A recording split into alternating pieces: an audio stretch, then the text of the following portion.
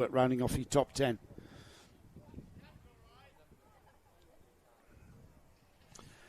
Our penultimate race of the weekend about to get going now.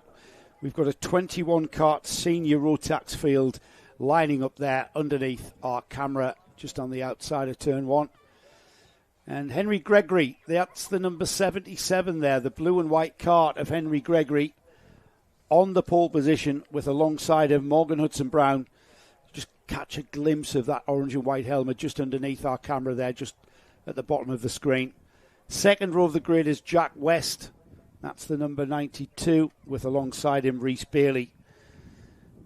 Third row of the grid, Ben Horner and Max Taylor. Max Taylor, the Scottish champion with Craft Motorsport, with teammate Rhys Bailey not that far away from him. And then we've got fourth row of the grid, Stephen Napier, Harry Hurst-Grover. Fifth row, Lewis Merica and Harry Blow. Angus Scrivener and his Hunter Motorsport teammate Ethan Head share row 6. We've got LRG Motorsports, Marcus King sharing with Mac McGilvray on row 7. William Eberhardt and Sam Kelbrick are on row 8. Luca Palazzo and Molly Pugh are on row 9. We've then got Elliot Foster and Ian Hughes with Mark Gillibrand rounding off the 21 kart field. 2 minutes, I think, is what the starter... 2 laps, I think, is what the grid marshal has just indicated to everybody. Just to remind them that there's 2 rolling laps there, just to get some heat into those tyres. Certainly will be. They'll roll round, although when I'm speaking to a few of these drivers, because Senior Rotax was the final race of the day yesterday, I was speaking with Morgan Hudson-Brown and Henry Gregory after Hudson-Brown had taken the Heat 2 victory. And Henry Gregory, who we know is more familiar with Senior X30, just said the tyres come on so quickly in the Senior Rotax that he says, and we know that they go out the dummy grid like a bat out of hell anyway, don't they? They don't. Yeah. They race pretty much from leaving the dummy grid to just try and get some heat in the tyres. You can see though, David, that the tyres are not really where they want to be, where the drivers want to be for at least the first 2 laps. We get into lap 3 before we start seeing less understeer.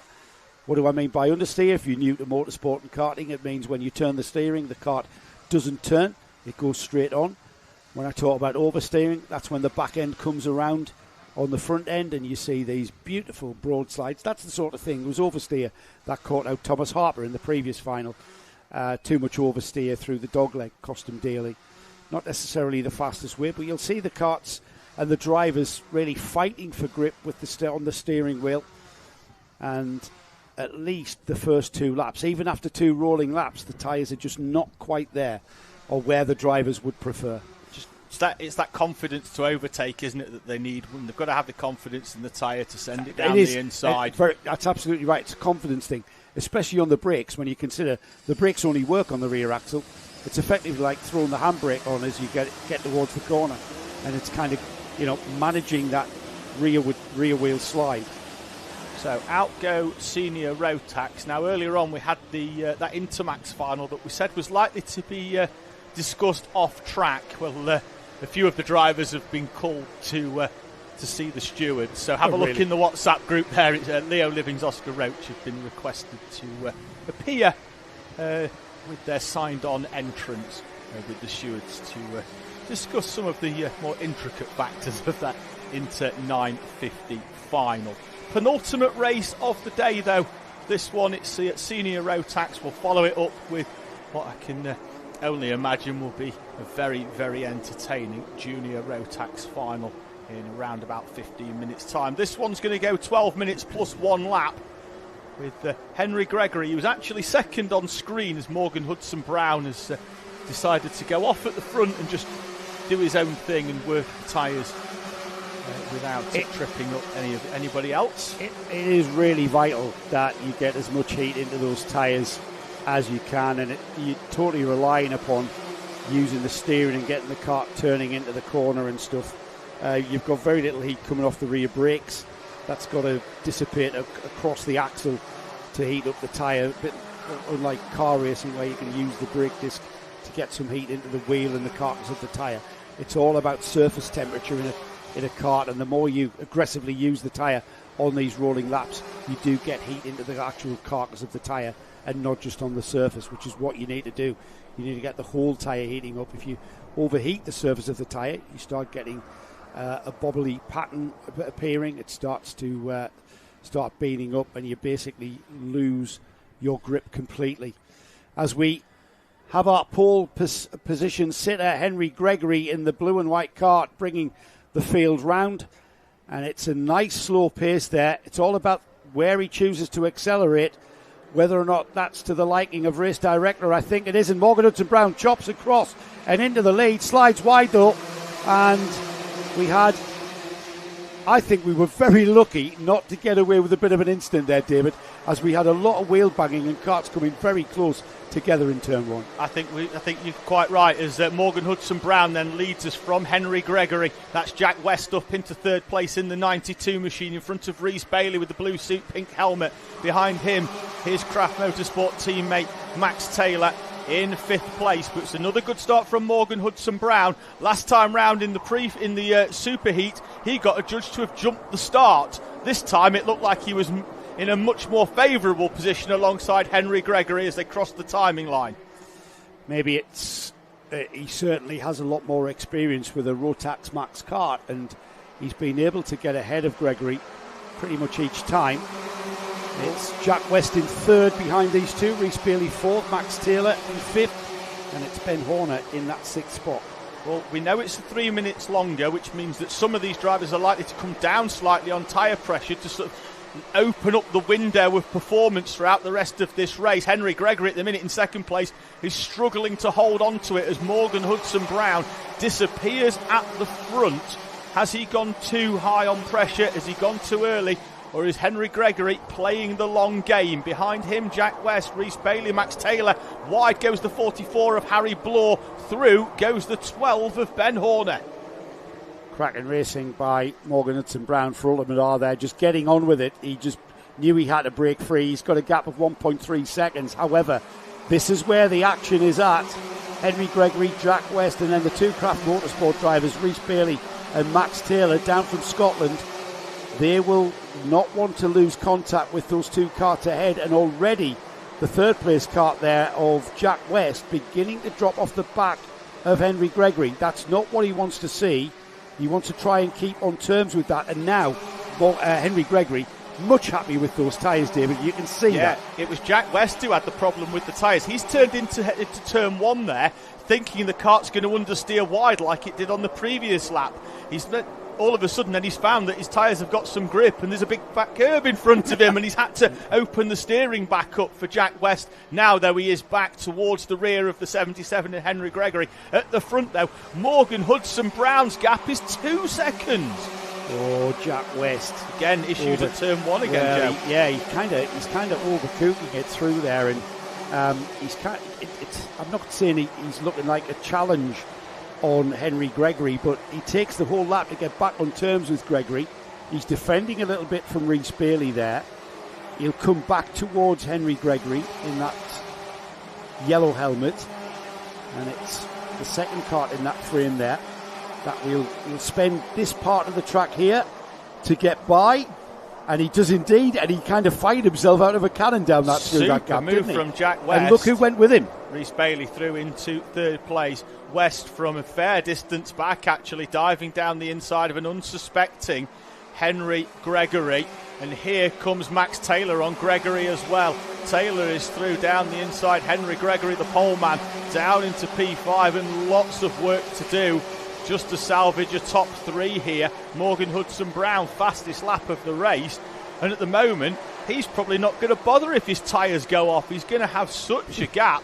2.6 seconds at the moment. Back to Jack West and Rhys Bailey. Max Taylor up into fourth. Henry Gregory down into P5 in front of Ethan Head. Angus Scrivener and Harry Bloor. Harry Hurst-Grover and Stephen Napier. Angus Scrivener, you mentioned there, up into seventh place. Angus usually goes very well at Warden Law. They were off the pace yesterday. Couldn't understand why.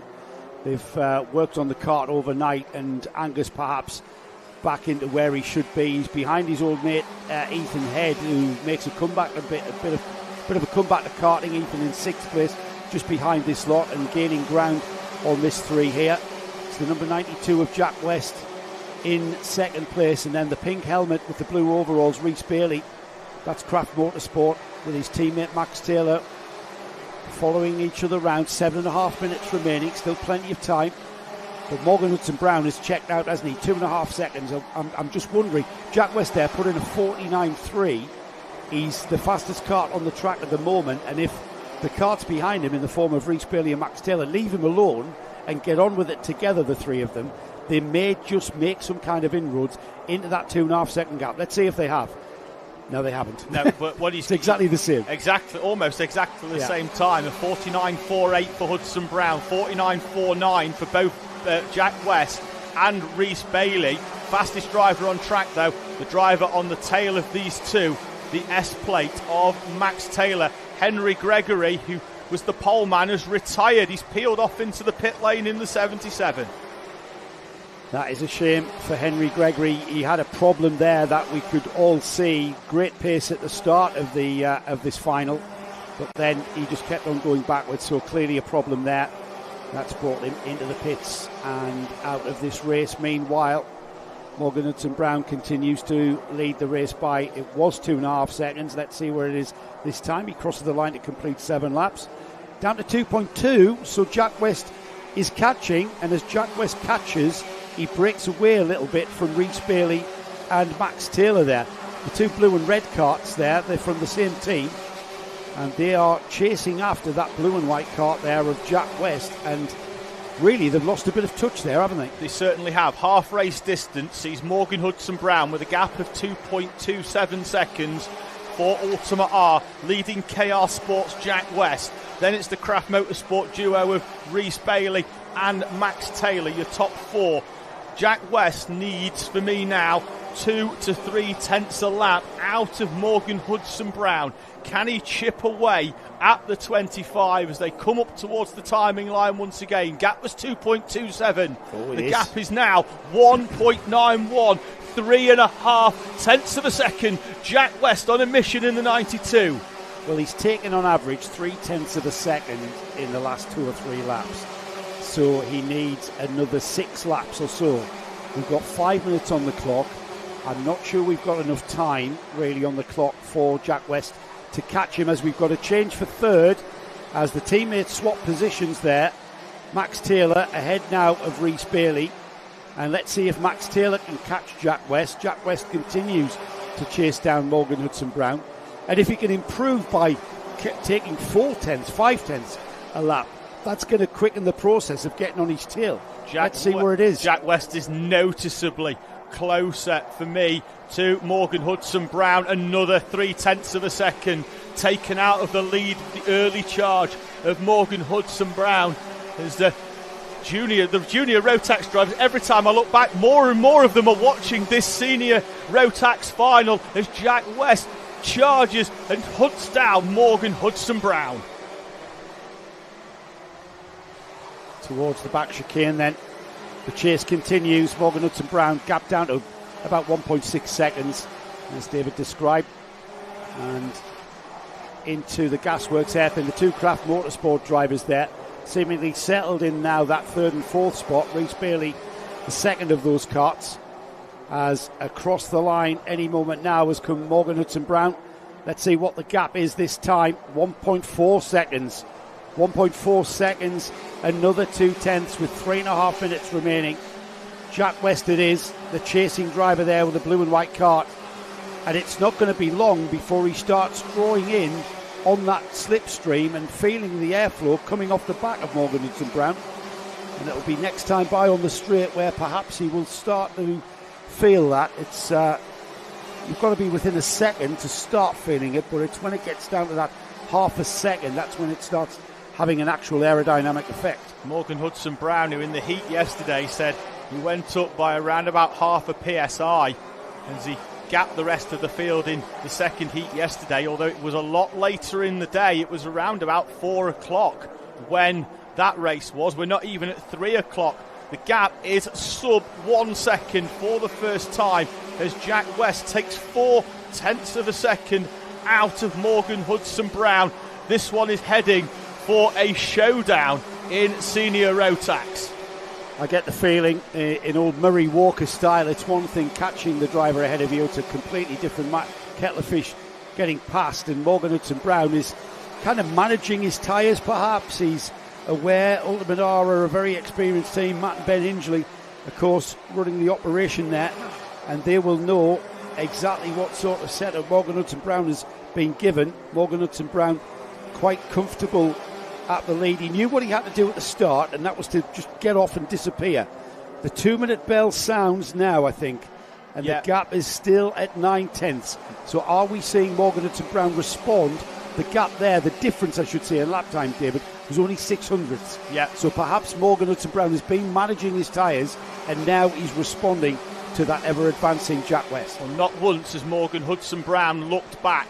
He's just head down and focused forwards. What he will have as well is a mechanic on the pit wall just telling him sort of what the gap is, whether he needs to push, whether he needs to take it steady.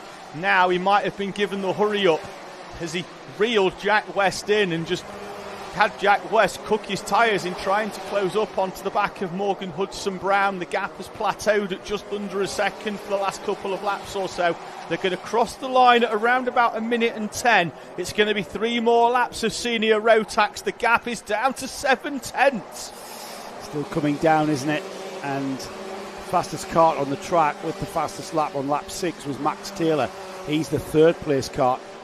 But it's quite intriguing here as Jack West chasing Morgan Hudson-Brown down. Morgan Hudson-Brown, that orange and white kart from Ultimate Art, is now very much in reach of that Jack West 2nd place. The blue and white kart now chasing him down, and he's going to be almost on his bumper there as they come out onto the curving back straight here into the braking area, chipping away again. Jack West closing the gap ever so slightly.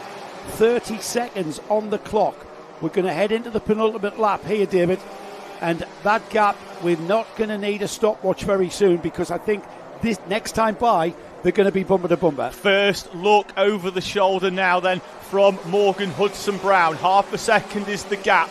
The 25 with the orange helmet leading the navy blue colours predominantly of KR Sport Jacks West. And West has had a good run through the dogleg section, heading up towards centre 1. Hard on the brakes. And we are nose to tail almost, and I'm fairly sure we will be by the time they come out of Gasworks for the lead. It's going to be a sensational final lap here. Morgan Hudson-Brown versus Jack West for the win in senior Rotax. Now what Jack West will want to do is not stifle that momentum he's used to get onto the rear bumper of Morgan Hudson-Brown. He's got to continue that momentum. Here they are, bumper to bumper as predicted. Last lap board flies. Morgan Hudson-Brown, he's managed those tyres. The managing of the tyres is over. He's got to race for all he's worth now, and he's got to defend every single corner. Back markers beginning to come into play maybe on this lap as they are bumper to bumper through St John's. The left-hander there on towards the centre hairpin, and down the inside has gone West. Can he do the cutback? Morgan Hudson-Brown goes side by side again, and Morgan Hudson-Brown round the outside of the second centre hangs onto that lead with absolutely by the skin of his teeth. Let's hope that back marker does not come into play here. Quality by Morgan Hudson-Brown, but Jack West down the inside. They've both come into contact. Max Taylor is through. Taylor's going to win it. Rhys Bailey round the outside. What was Jack West? Morgan Hudson-Brown. Max Taylor out of nowhere wins senior Rotax from Rhys Bailey. Ooh, let's see it again, Joe. Jack West, what were you thinking, man? Jack West just fired it down the inside. He had both of his right-hand side wheels across the curb. Where did he think he was going? If Morgan Hudson-Brown wasn't there, he'd have gone into the tyres. My goodness, that was ridiculous. That was not good. There, Morgan Hudson-Brown turning in on the line, and then he finds that line filled by Jack West. And you know what? Max Taylor inherited that. Yeah, you're in 3rd place. You've got to be there or thereabouts. Rhys Bailey in 2nd. Morgan Hudson-Brown in 3rd. Jack West 4th. Angus Scrivener, a massive recovery drive all weekend from Angus. He finishes, and I think he's in a... I'm going to check. I think Angus could even pick up a trophy here. Just getting past his old teammate Ethan Head They've been in Hunter Motorsport for a while now, and he'll be happy to finish in that 5th spot. Ethan Head, a good comeback for him. I haven't seen him much this year. He finishes 6th. Harry Blow 7th.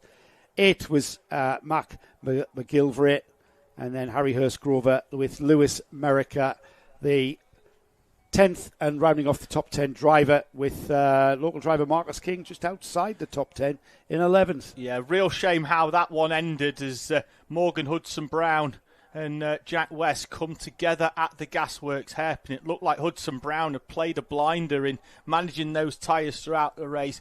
Jack West, who had super pace all weekend, will look back at this one, I'm sure, and think that he's probably had better overtaking opportunities for me. As those two come together, keep an eye on the right-hand side of the screen there. That's Max Taylor, your race winner, sliding through. He was over a second behind those two going on to the final lap. He probably